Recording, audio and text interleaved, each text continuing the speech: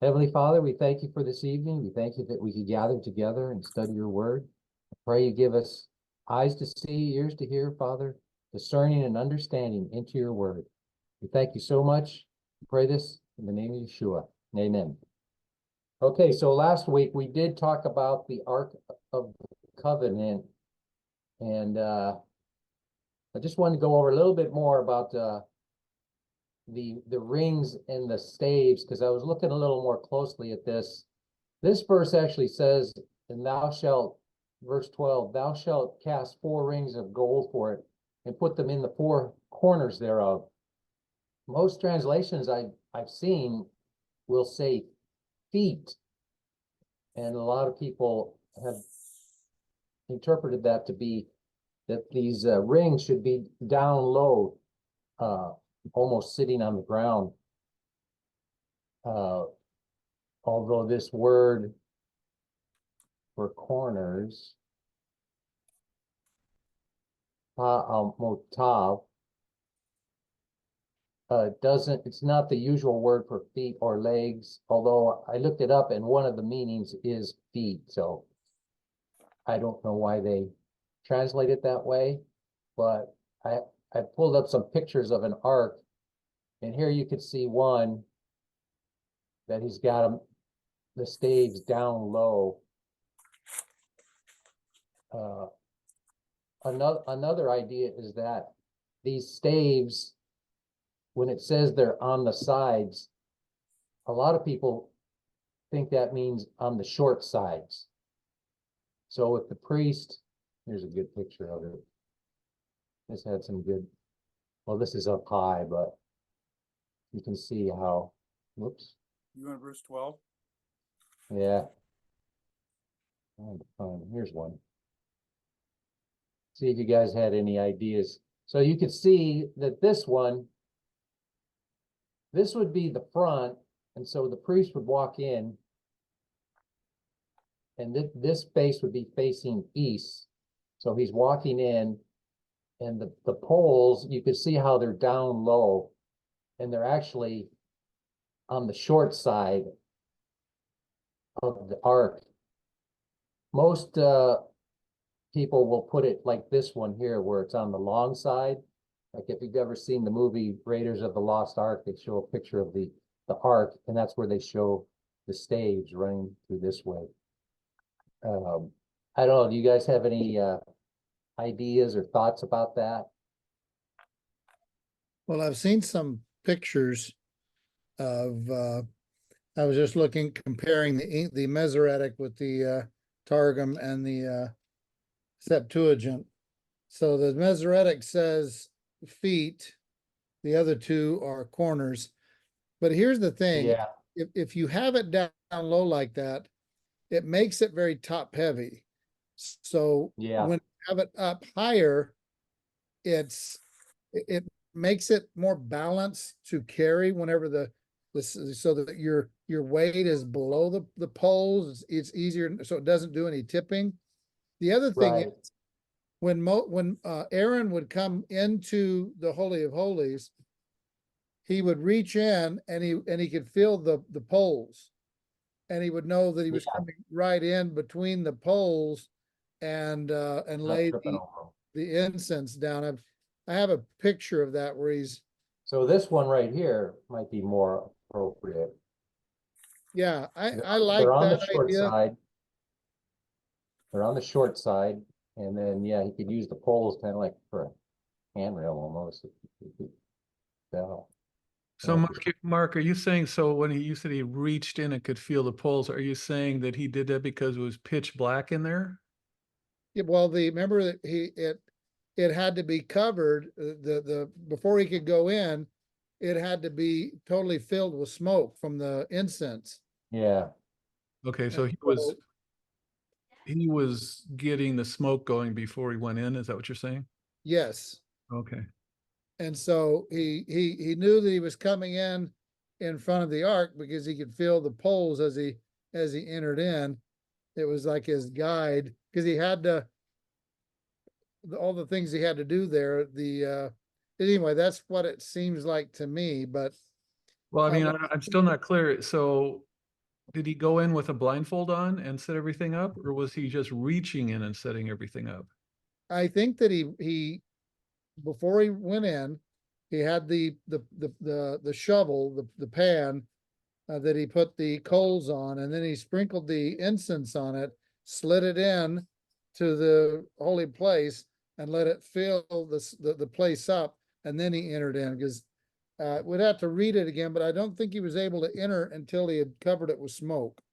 Yeah. Yeah, we haven't actually got to that part yet. I'll probably take place when they, in Leviticus. But I was just reading about, some people were saying that it would be down here because when they have to carry it, they would have to bow down before the ark and then lift it. But you're right, it would be very heavy, all that weight. That's a lot of weight up there, especially with this all gold mercy seat and these cherubim. Plus, all the electromagnetic energy in that arc, because of the way it was built, was causing it to weigh less than it should have. Oh yeah, that's a good point. But I do think that they did run on the short sides. I don't know why, but it just seems to make more sense than having them run this way, I think. Any thoughts about that? Yeah, I'm also thinking about, if you've got a guy carrying it, is that too wide for him to? Get it in there? Yeah, so Yeah. very, Well, very, one of the points somebody made was that they build the tabernacle around the ark. They'll put the ark in place and then they build around it. I'd have to look more into that, but that was one of the reasons I found. I guess if you've got 4 guys, it doesn't matter the width of the pole. Because they only have so much room. There's like 5 pillars they walk through. I don't know how much space is between those pillars.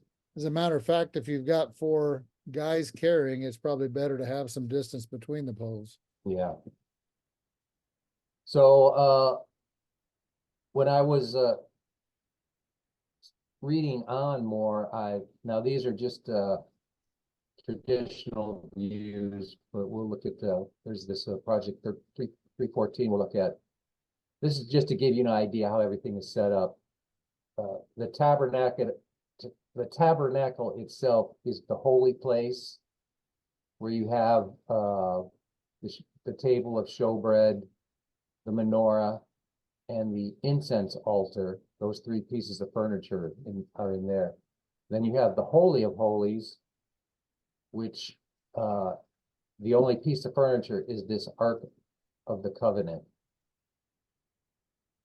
And when they were starting in chapter 25, it's kind of like he's starting at the Holy of Holies and he's moving outward, because then he'll go and talk about the table of showbread, the menorah. Although the altar of incense he doesn't talk about until chapter 30. And then from the holy place he goes into the outer courtyard where you have the laver and the altar of burnt offering. So I just found it interesting that you kind of, when you approach Yahuwah, you have to come into the outer court, and you by step by step you make your way to the Holy of Holies. In his description, he's starting in the Holy of Holies and he's moving outwards. It's kind of like a I've got a good top-down picture. scenario, or go ahead.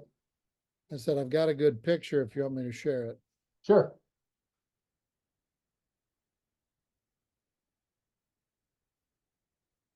Do I need to just minimize this?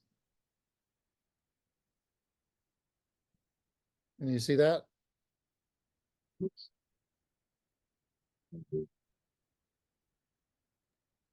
Yeah, we can see it. Yeah. So this one has the poles halfway between the top and the bottom.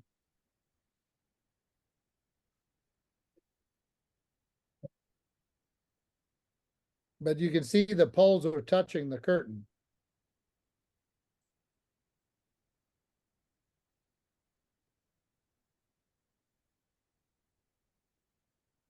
I can't see it. You don't see it? No, I did something here. Okay, I don't see it either, Bob. all right, let's see. I can see it. Yeah. How come no one else can see it? I don't know. For some other people, it might be behind. I mean, you're both presenting at the same time. So if I paused mine. I can see it. On my phone, I have to go to screen share number 2. It's an option on my phone to select Mark's picture. there's two Oh, screen shares, so yeah, you Yeah. might choose the one that's. I'll put it up again, see if other people can see it. Yeah, so I have screen share option, so I just click on that, and then and I can select Mark's name, and then his picture comes up.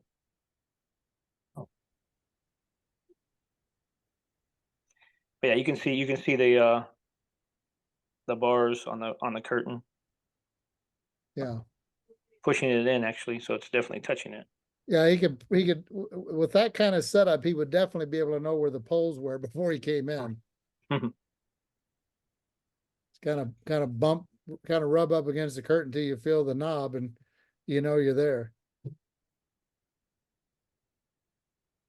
Okay, I'll stop sharing. Hey, Mark, on that one, it's right in the middle. It's done on the top or the or on the feet. Right, yeah, Yeah, it's half, yeah, it's halfway up. yeah, that's cool. That really makes it even better balanced. Absolutely, absolutely. But when you put it on the feet, you know that you're moving it way above your head, Yeah, so everybody can see it in movement for sure. oh, and it would be very top heavy where it's easier to tip. Yeah, absolutely.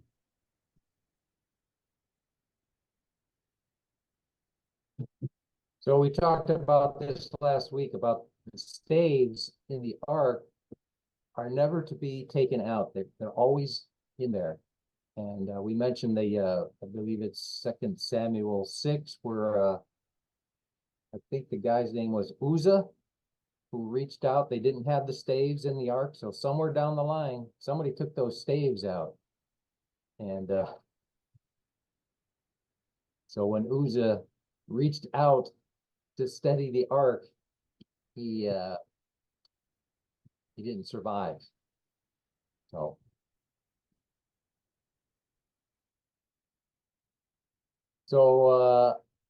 I wanted to show this. Ward told me about this. This is a website called Project 314, and if you're any good at math, you would know that 314 is the 3.14 is the number pi for computing a circle. So this little, you can see how the arc is and what the circular way that it would be. And you can see that it's much larger, the whole tabernacle. And this would be a good website just to A lot of pages to explore. there's a lot there. So If you go up to the top left, there's a hamburger menu up at the top left. Yeah, see that menu? Here? Click on that hamburger shape, right? Just click on that. oh, and okay. Then click on Learn About. Click on Learn About. So let me click. It takes a second to respond, but if you just click on it, yeah, there you go. Now click on Tabernacle Discovery, first one.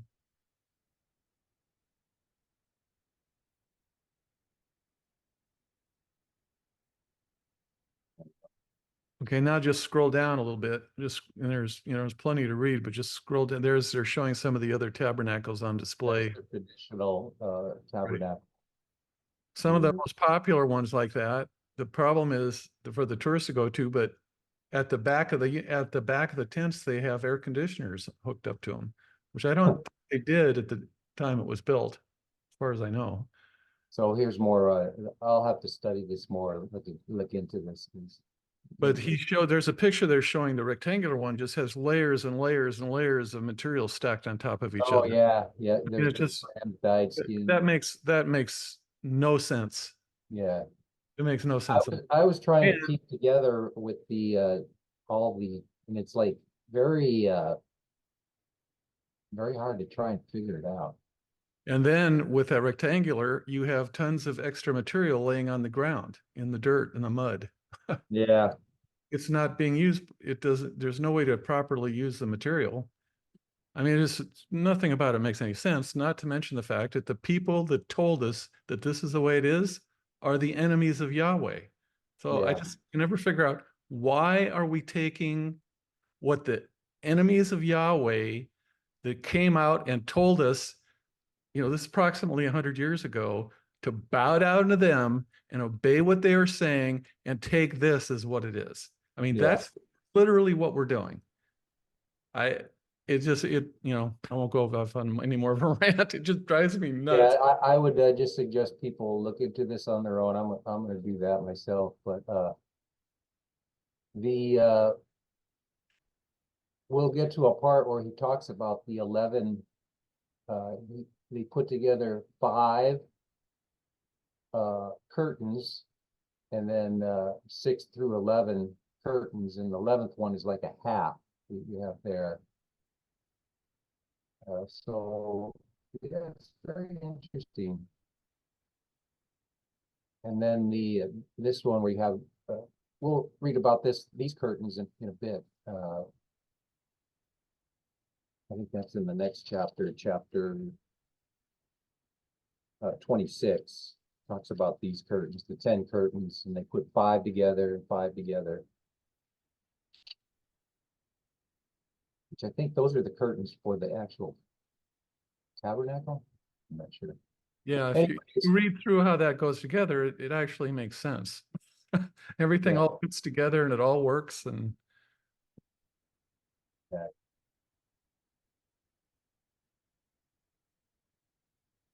plus you have a lot more area inside the tabernacle. You got a ton of symbolism that makes sense.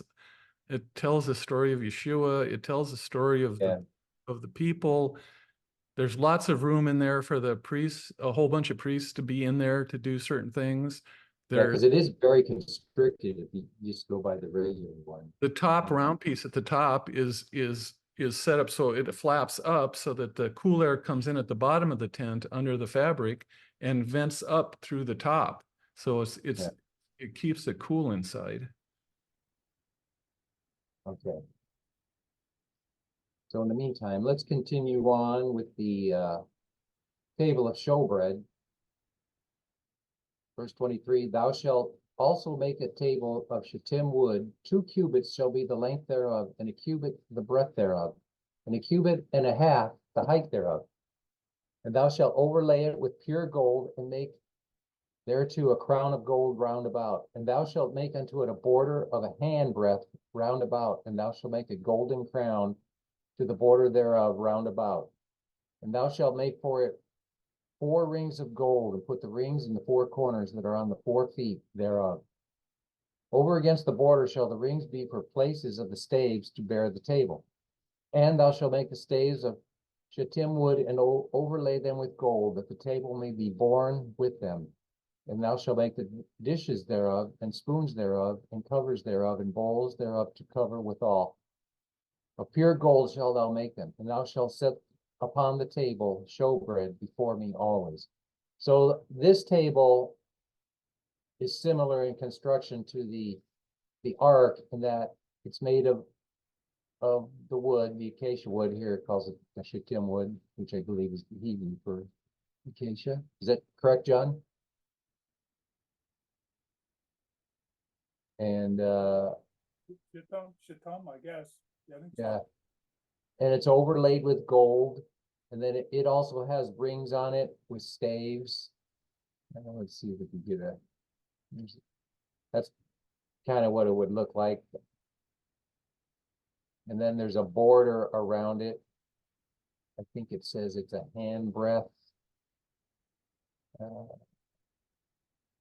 not this one. Oh, a border, here you go. Thou shalt make a border of a hand breadth, yeah.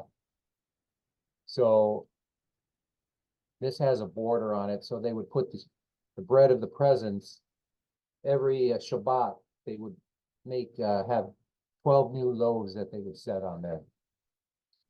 And it doesn't say that the staves have to stay in. These staves, I believe, can be removed. Because it doesn't really say that they can't, so.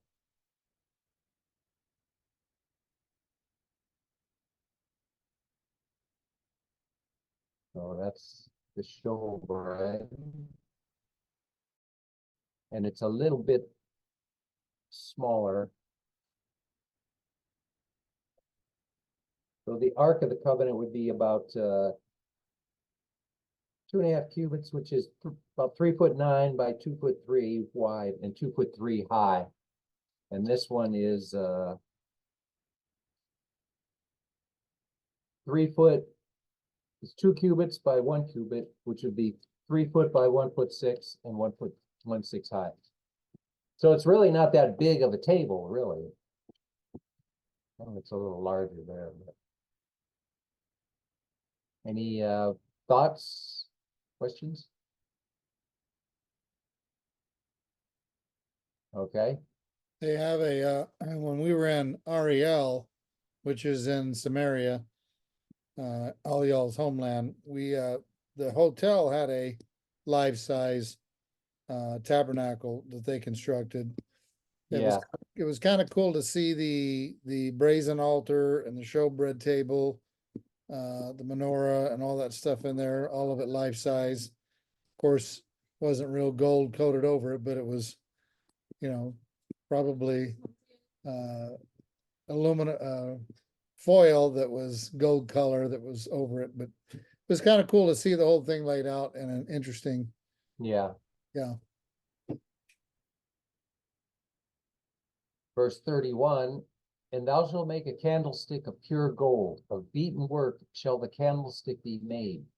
His shaft, his branches, his bowls, his knops, which are the calyxes, and his flowers. So these are the, on a flower, you have the little green leafy part at the base. That's what a knop is. That's an old English word too. Most translations will say calyx. And 6 branches shall come out of the sides of it, 3 branches of the candlestick out of one side, and 3 branches of the candlestick out of the other side. So we've all seen a menorah. We are familiar with that. Looks like 3 bowls made like unto almonds, with a knop and a flower in one branch, and 3 bowls made like almonds in the other branch, with a knop and a flower. So in the 6 branches that come out of the candlestick. So each branch, although when I was looking at menorahs, I could not really see anyone that actually made that. So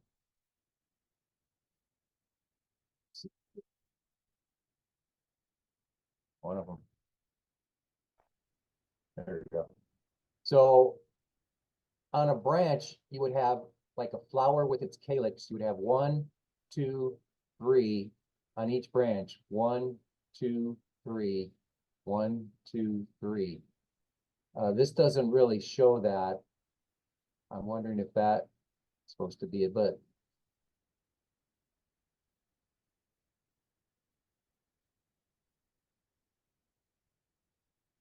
and in the so each of those 6 branches have 3 each of the almond, the knop, and the flower. And the candlestick shall be 4 bowls made like unto almonds, with their knops and their flowers. So the main stem would have 4 of them. So there would be a total of 22. There shall be a knop under 2 branches of the same, and a knop under 2 branches of the same, and a knop under 2 branches of the same, according to the 6 branches that proceed out of the candle.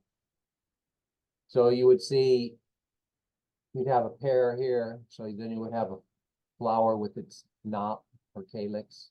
This pear, you'd have one there, and there would be a fourth one above. So you'd have 1, 2, 3, 4.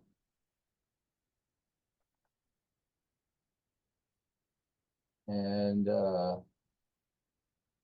their knops and their branches shall be of the same. All of it shall be one beaten work of pure gold. So that is an amazing thing. The guy who made that, who I believe was Bazalel or whatever. And thou shalt make the 7 lamps thereof, and they shall light the lamps thereof, that they may give light over against it. So of course there's the 7 lamps on the top. So they don't give a any size of it, but they do say, of a talent of pure gold shall he make it with all these vessels. So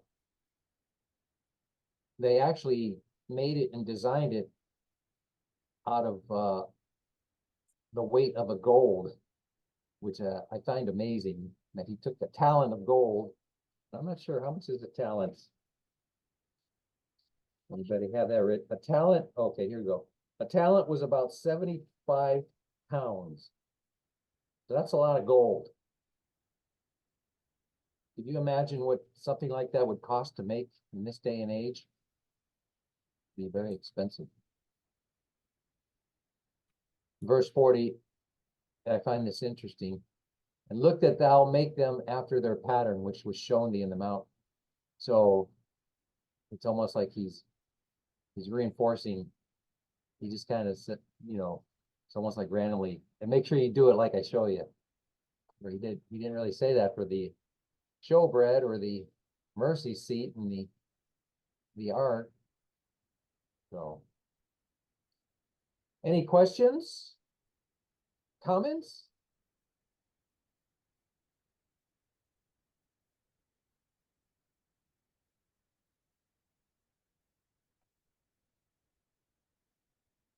All righty, we'll continue on. Chapter 26.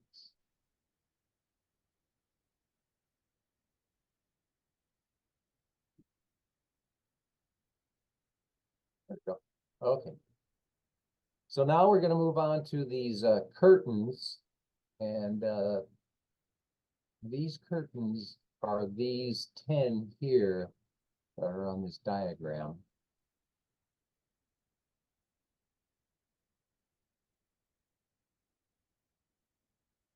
I think those are the ones.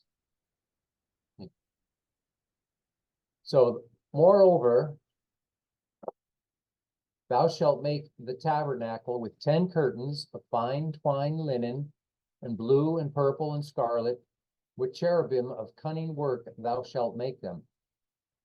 The length of one curtain shall be 8 and 20 cubits, which works out to be 42 feet. And the breadth of one curtain, 4 cubits, which is 6 feet. And every one of the curtains shall have one measure. 5 curtains shall be coupled together, one to another, and 5 curtains shall be coupled one to another. So you're going to put 5 together. So that will make, so you'll end up with 2 large size curtains, 42 feet high. And if there's 5 of them at 6 feet each, that would be 30 feet.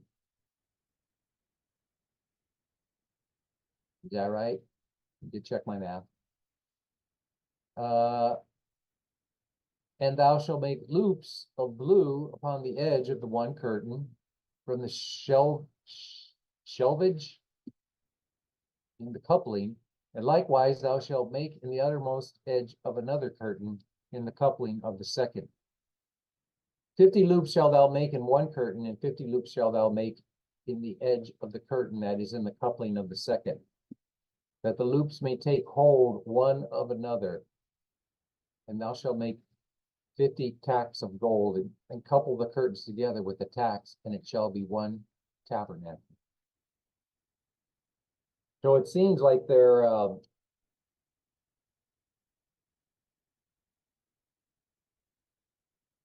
So I'm really have to study this out because I was trying to go through this thing, not with the Project 314, trying to figure out how this thing would fit together, and it's very it's not the clearest to me anyways. Let's see, if I remember right, I think they show later on, those curtains are the outer perimeter. The outer perimeter. The outer perimeter, and that's what has a circumference of 314 or pi. Oh, is that what this is down here? And then that Okay, well, fold, this is the one where a little later in this chapter, he talks about 11 curtains. I think that's what this one is. Mhm. I still haven't figured out where these go, but I'm gonna work on it. So it's very Well, he's saying the popular view is you attach them the popular view is you attach them at the long edge to the long edge. right. And, Oh, and so he's you saying think no, that he's saying he's showing the wrong way, in okay.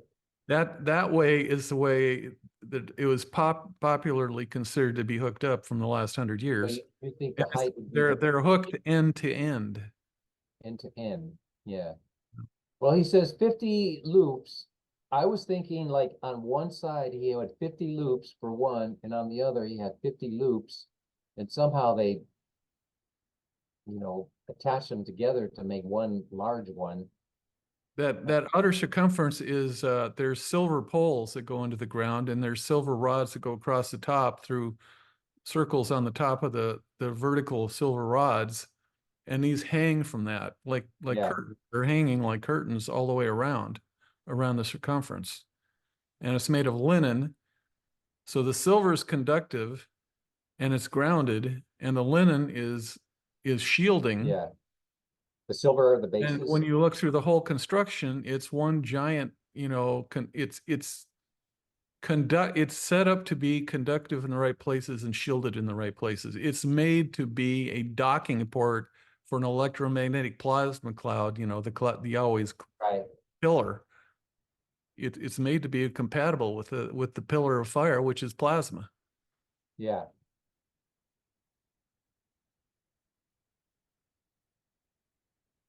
Alrighty.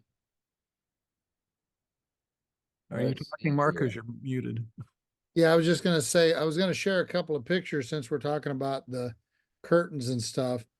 I'm gonna share these pictures with you guys. So can you guys see this? Yep, I can see it. Yes, I can see it. So this is the fabric or the yarn that she made and spun from the wool. And this is at I'll show you the loom that she uses, but she was commissioned to do the curtain, the veil for the tabernacle. And so she figured out how to dye these colors.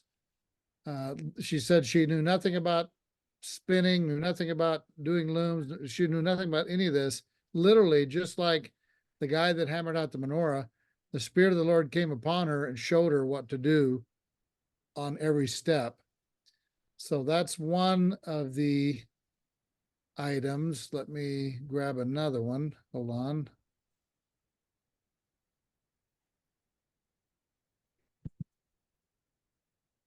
Can you see that? Yep. So this is all the different colors that she's using. You can see a loom to the left and a loom to the right. And the white ones that she hasn't really started dyeing yet, but she figured out how to do all these colors just miraculously. And then, hold on. Here is the loom. Pretty big loom she's doing some stuff on. And there was a much bigger one that was just gigantic. Now this is all for the stuff that's this was back in 2018, so you know she's already done. Who did all this? Huh? Who did all this? This is a lady that in Samaria that the Temple Institute commissioned to make the veils and curtains and all the stuff that's going inside. And then I have one more photo for you. And this is what she gets to see. This is looking out from her window. This is, you can see the stair-stepped hills of Samaria where the farming is done on those flat levels going up the hill. So these were done 4,000 years ago. These were already done when the Israelites came. So, but it's that stair step, like the rice fields that are in some countries where you can farm on a hill and the water comes down and levels out. Just beautiful, beautiful hills of Samaria. That's y'all's homeland right there. Awesome stuff. How steep is that? Huh? How steep is that? Oh my goodness, it's very steep. Yeah, it's crazy. I didn't know the hills were like that. It's just amazing. Cool. Well, that skill for the weaving points out that word in a 28:1 that's translated as cunning or skillful, kashab. When you look at that word and other words related to it in the instructions, it's saying that these instructions are like a puzzle, like it's encoded. It's basically saying these instructions are encoded, and you have to have the knowledge that I have given you and my spirit. You have to have all these qualifications to be able to understand the instructions. You know, you have to be very knowledgeable, and to build it, you got to be super skillful. So it's way beyond something that you could figure out how to build reading it in English. Yeah. It's layers and layers of meaning, and it refers to human. A lot of the words are referring to human anatomy. All kinds of stuff. There's just all kinds of stuff it's referring to explain what's supposed to be done in the construction of the tabernacle. What So verse are you talking about? 28:1, where it says the work of a skillful or cunning workman. So that's kashab. Exodus 28? 28:1, cunning work thou shalt make them. It And- says, thou shalt take unto thee Aaron thy brother and his sons with them from among the children of Israel, that he may minister unto me in the priest office, even Aaron, Nadab, Abihu, Eleazar. Well, I'm looking at 26:1. Yeah, I'm looking at 26:1, but it uses those types of words. Yeah, it's saying that these brothers, Bezalel and all these guys have to be, and they clearly were, extremely knowledgeable and skillful. And when you go through the instructions, you want to talk about an economy of words that unfolds into this massive set of information that they're given to. Only Yahweh could put together a set of instructions like this. Yeah.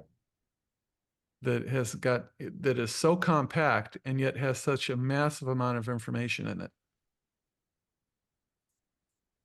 Yeah, my version in 26:1 more says with artistic designs of cherubim. Right. So Yeah. it's almost like angels kind of. I also remember reading somewhere that angels actually assisted Noah in building the ark. So perhaps that's the same type of context. Right. And that type of wording was used in referring throughout to the construction of all this stuff, including the tabernacle itself. The angels helped. Mhm. The interesting thing about what Ezekiel saw, which was likened into a cherubim, was a wheel within a wheel. So it was a circular round structures. Yeah. Mm. Yes, wheel within a wheel. Wheel in this. Is that Donnie singing? Is the mic Donnie, on? were you I thought I singing? muted him. Lisa forgets to mute and I forget not to sing. Oh. Okay. Sorry, guys. Journey. That's right. The wheel within the wheel.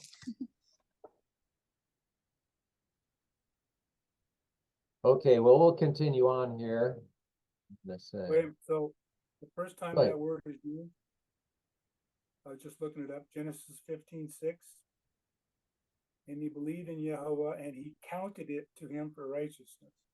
Sparkle like that. this word here, Hoshev? Yep. Oh, 2803, Kashav.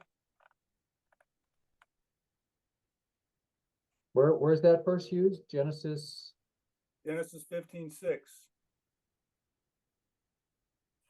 Well, it's H2803, and one of the meanings is compute. Calculate, compute, regard, Talks about this verse. interpret. To weave, it means to weave.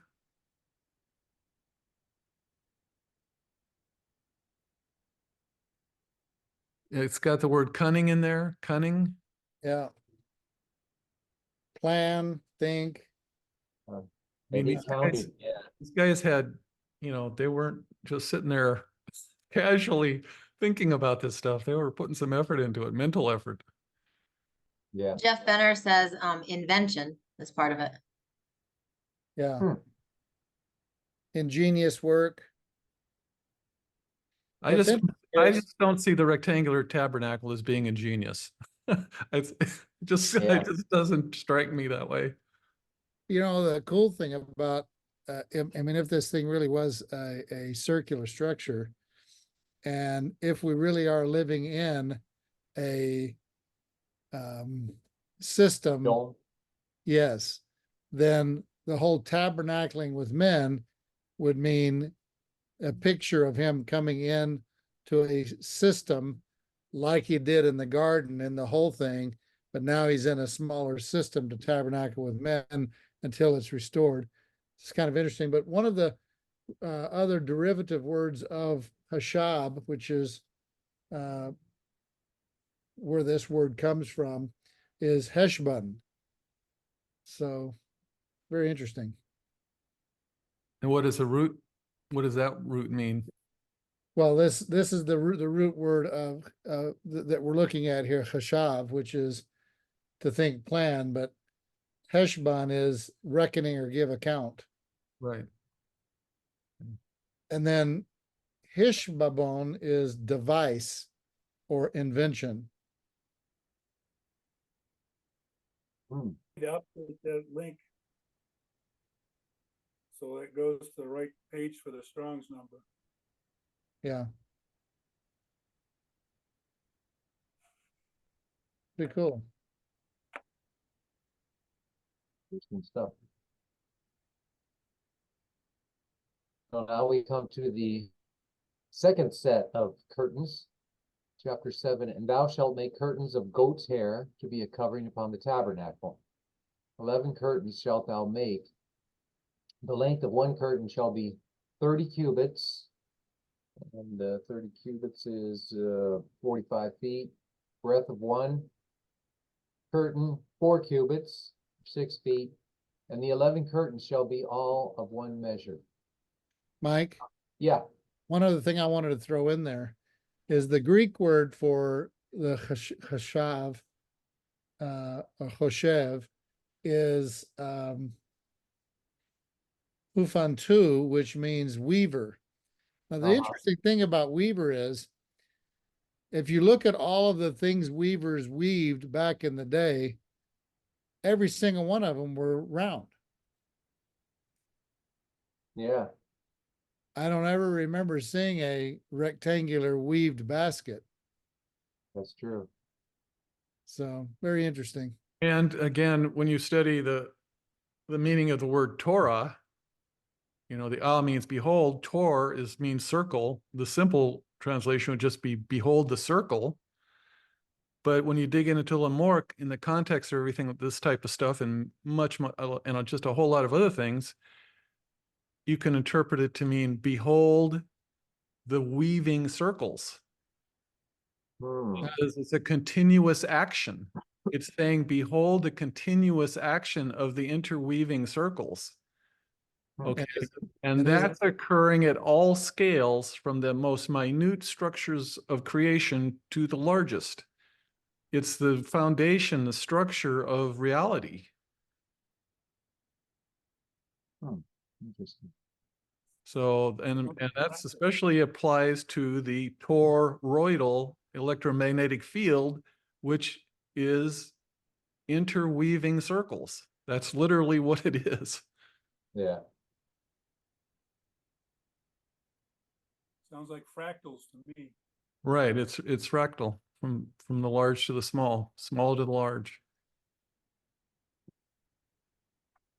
Well, I wanted to point out this phrase here. Is it here? It's the second one. It's 5.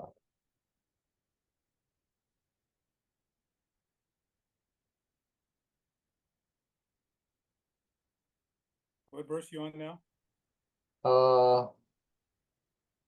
Well, 5, it's this in the English it says one to another. It's actually Isha el ha-hotah, which is a woman to her sister. That's the type of symbology I was talking about. Yeah. And it in What English it verse? just means one to the What other. verse is Verse it? 5. Verse 5, where it says one about of another. I think that English phrase was one to another, but the one is Isha, a woman, El to Hotah, to her sister. Because the K at the end is possessive, so it'd be woman to her sister. So Yeah, one and one of the books that Project 314 has, that I have one of them, they show what this symbology and how what it's talking about with the loops, and how the loops is pretty ingenious, how the loops hook together. Yeah. I can't describe it in words how it works, but it shows it in pictures how this works with these loops hooking together. So the one curtain is a woman and the other is her sister. Yeah. Which kind of points even to Judah and her sister, Ephraim, in a sense. Yeah, that's pretty strange. I just find it interesting.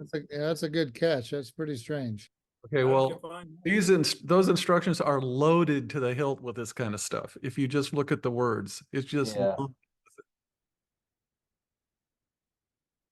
Okay, let's continue reading here. Thou shalt make curtains of goat's hair to be covering upon the tabernacle. 11 curtains shalt thou make. The length of one curtain shall be 30 cubits, the breadth of one curtain 4 cubits. So 30 by 4 is 45 feet by 6 feet, and the 11 curtains shall be all one measure. And thou shalt couple 5 curtains by themselves, and 6 curtains by themselves, and shall double the 6th curtain in the forefront of the tabernacle. That's why it seems like this is actually what he's talking about there. You have 5, one, and then these 6 here, and the 11th one is doubled over. Although this could be the 10, I'm not sure. Yeah, it says right there, this is the courtyard one. And then there's a similar one in inner one, which is the base of the dome, another set of curtains, somewhat similar to this, smaller diameter. Yeah.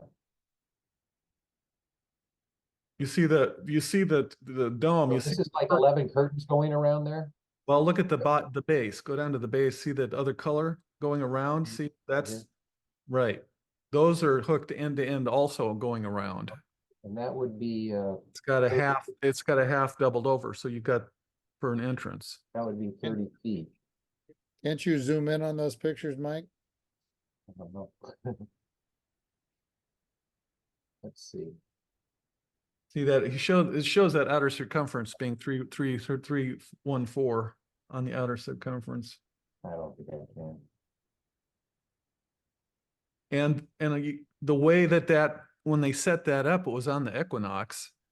Yeah, Uh, I'll have and to figure out the math. lined up with the way the shadows work, this thing is an observatory. They can use it to tell super exact time.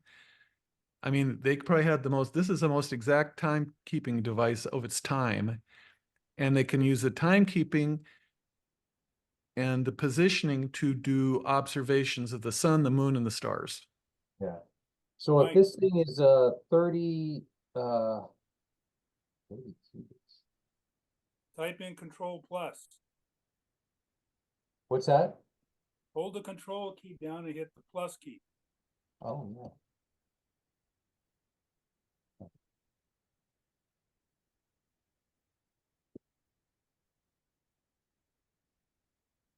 Oh, yeah. There you go. Keep doing Whoops. it. There you go. A little too much. Do Control minus.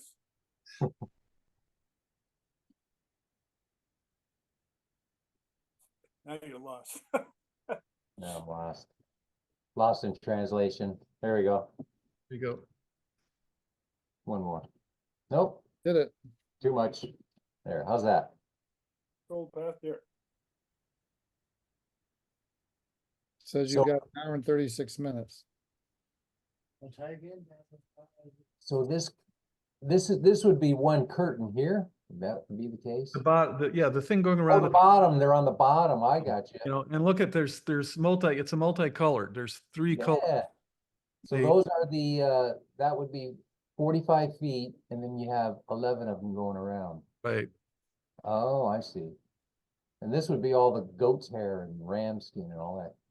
And then that thing up the top is a separate piece that's that outer edge of that top piece is loose, so it's like a vent.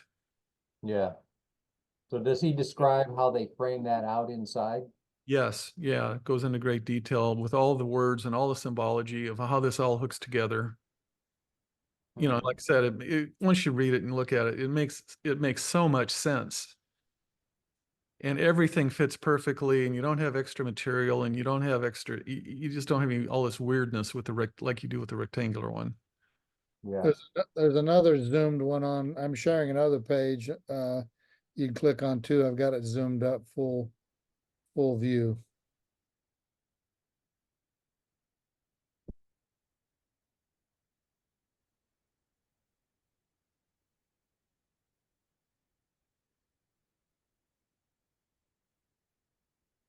So you see there's ribs. You see how there's ribs going through there that's holding this thing up? Uh-huh. Okay, so there's only two ribs. The two ribs that are exactly lined up north-south are the only two ribs that are connected together at the top as one piece. This would be. You got the northern kingdom and the southern kingdom joined together as one. So this would be the north. Yeah, then the north, South would be like over I here. said, and it's exactly lined up north-south. So that's how we put up our tents at Sukkot.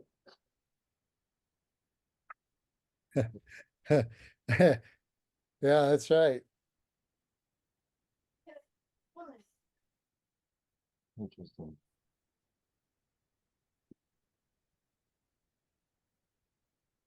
Okay, well, let's continue reading. Where did I leave off here? Verse 10. Or 9, thou shalt couple 5 curtains by this, 6 curtains by themselves, and shall double the 6th curtain in forefront of the tabernacle. And thou shalt make 50 loops on the edge of one curtain that is outmost in the coupling, and 50 loops in the edge of the curtain which coupleth the second. And thou shalt make 50 tacks of brass, and put the tacks into the loops, and couple the tent together, that it may be one. And the remnant that remaineth of the curtains of the tent, the half curtain that remaineth shall hang over the backside of the tabernacle. And a cubit on one side and a cubit on the other side of that which remained in the length of the curtains of the tent. It shall hang over the sides of the tabernacle on this side and on that side to cover it. And thou shalt make a covering for the tent of ram skin dyed red, and a covering above of badger skin. I don't know if they're badgers, some say porpoise, sea cow. Any thoughts on that word? Or so that would be all this here, right? The goat's hair and the Yeah, that whole main part is the best interpretations I've seen are that it's talking about a special process by which it's a name for leather that's been tanned by a special process, oh, okay. giving it resistance to the weather or rain and that type of thing. The other thing is this shape makes it resistant to wind. The wind goes around it, and Yeah. so it's aerodynamic. And the way the ribs and the silver basically tendons hold this thing up on the inside, it is structurally designed to shift the load around under load from wind. Yeah. So it doesn't, Kinda like it won't blow a over. geodesic dome, huh? Yeah. Whereas they've had all kinds of problems with the rectangular ones always get knocked over by a storm. Yeah. And then they had Yeah, to put all those wires, those angular wires, tension wires holding it up, which aren't even in the instructions. I mean, right. you know, By the way, if you make it this way, you're gonna need some extra yeah. stuff. It's not in the design. I was gonna mention that this circular thing here would fit perfectly into Lisa and Deborah's Gilgal heel. That circular thing they're finding at the heel of all of these footprints in Israel, where these structures were sitting. Maybe we should Also, rearrange those shipping containers. What's and that? they should look, there could probably telltale signs, and I know there are some people that are starting to look for this, but if you look at the dome where it comes down to the base, there's indications that they dug a trench all the way around, like a French drain, so that when it rained, the water came down and ran into that French drain, which is a trench filled with rock and sand, and then the water would run into that trench and be drained away. So that whereas on the flat thing, on the flat tabernacle, you're going to have the water accumulating, on the top of the tent. So yeah, I see there's one of the big footprints. Yeah, so I put a footprint up for you guys to see. And if you notice, this area here is a big circular area where the footprint or the heel goes. And what's interesting about it is we see that many scriptures where Abba says that the earth is my footstool, or he talks about the heel, and he talks about how his heel will bruise your head.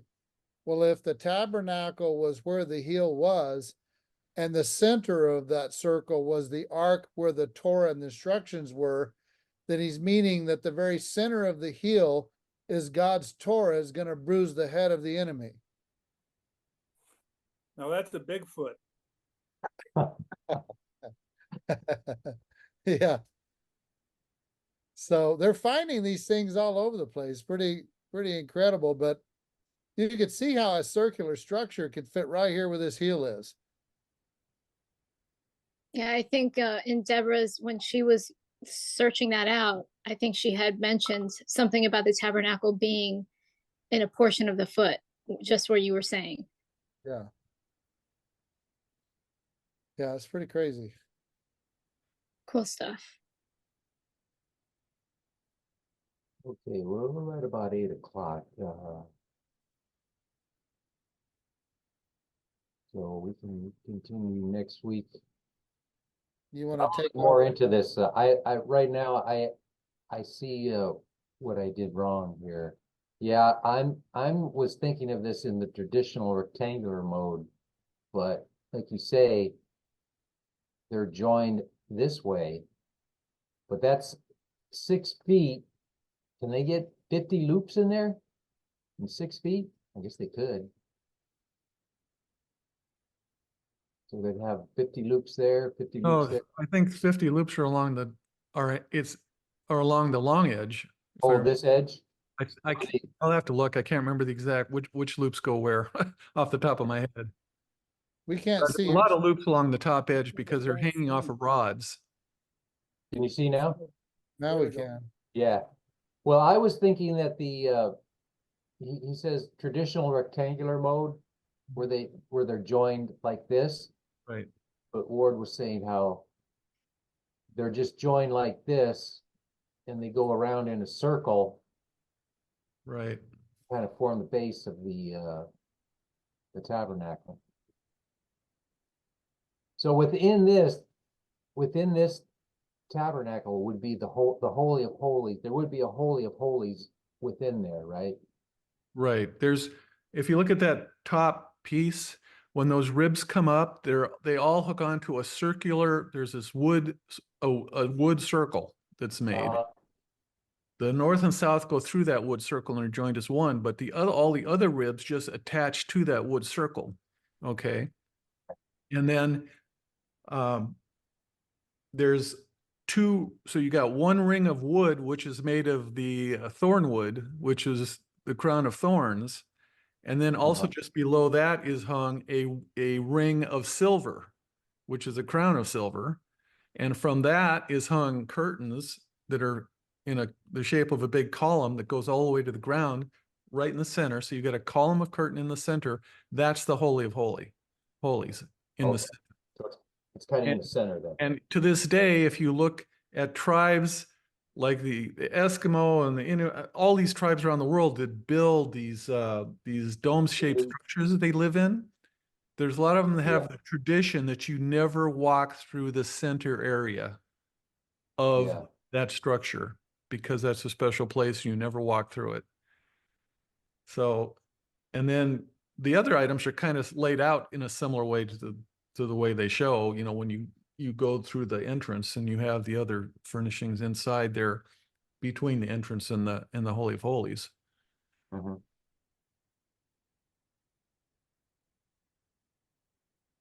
right. Well, let's close there. Let me pray, and then we can continue talking if you would like. Heavenly Father, we thank you so much. Really enlightening lesson today, Father. As we're trying to learn about the tabernacle and how it's constructed, and just seeing that the traditional view isn't always the right view. And Father, we just thank you so much that you give us understanding and wisdom into your word. May we continue to do so, Father. May you continue to reveal things to us. And thank you so much for all your love and your mercy towards us. In Yeshua's name, amen.